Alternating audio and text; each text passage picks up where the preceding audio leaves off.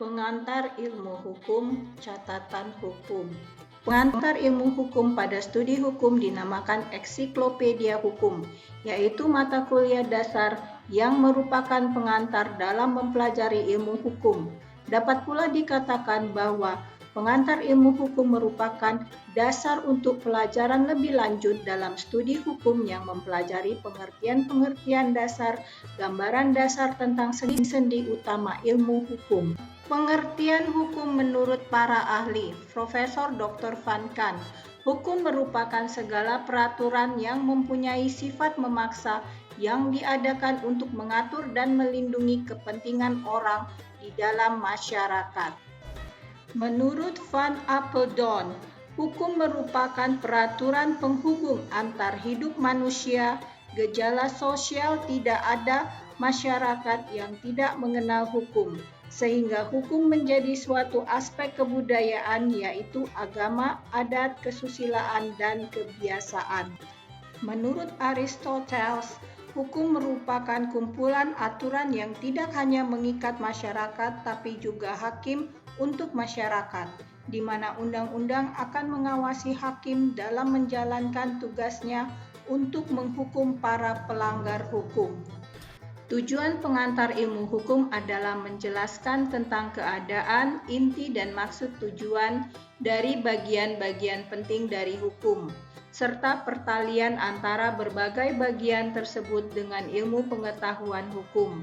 Adapun kegunaannya adalah untuk dapat memahami bagian-bagian atau jenis-jenis ilmu hukum lainnya. Kedudukan pengantar ilmu hukum merupakan dasar bagi pelajaran lanjutan tentang ilmu pengetahuan dari berbagai bidang hukum.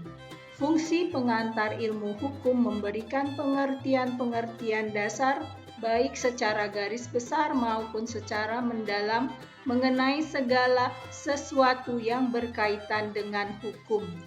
Selain itu juga pengantar ilmu hukum berfungsi pedagogis, yakni menumbuhkan sikap adil dan membangkitkan minat dengan penuh kesungguhan mempelajari hukum. Metode pendekatan mempelajari hukum. Ada 6 metode pendekatan hukum, yaitu 1. Metode analisis.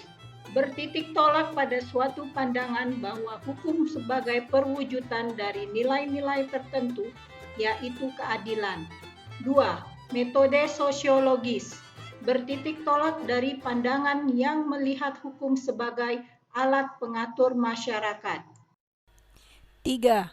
Metode analisis normatif. Melihat hukum sebagai suatu aturan yang abstrak.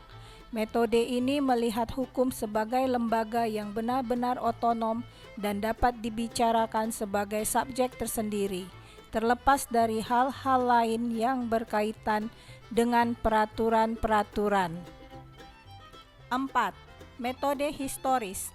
Metode yang mempelajari hukum dengan melihat sejarah hukum itu sendiri. 5. Metode sistematis. Metode yang mempelajari hukum dengan cara melihat hukum sebagai satu sistem yang terdiri dari sub-subsistem. 6.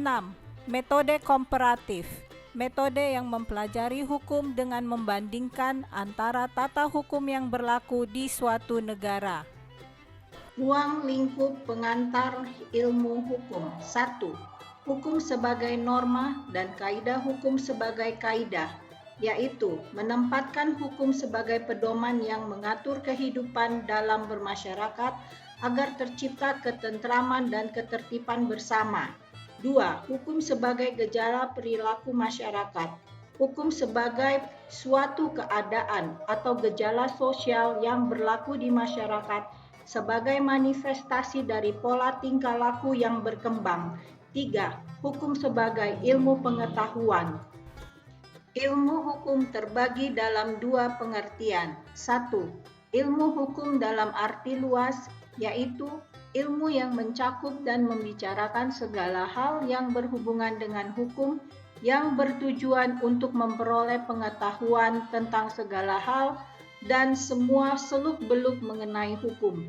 2. Ilmu hukum dalam arti sempit, yaitu ilmu yang mempelajari makna objektif tata hukum positif yang disebut dogmatik hukum.